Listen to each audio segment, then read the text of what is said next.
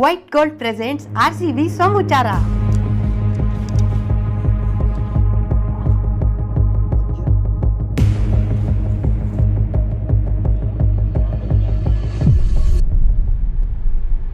ಏನಾಯ್ತಂತೆ?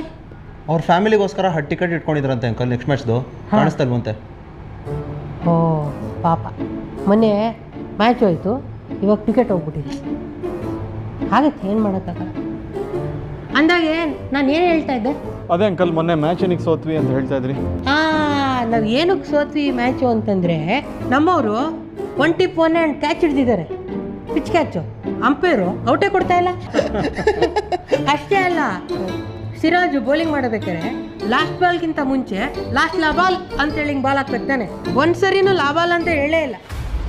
Uncle ಏನಂಕಲ್ ತಮಾಷೆ ಮಾಡ್ತೀರಾ? ತಮಾಷೆ ಅಲ್ಲಪ್ಪ, ನಾನು 50 ವರ್ಷದಿಂದ ಕ್ರಿಕೆಟ್ ಆಡ್ತಿದ್ದೀನಿ, ಇದೇ ರೂಲ್ಸು.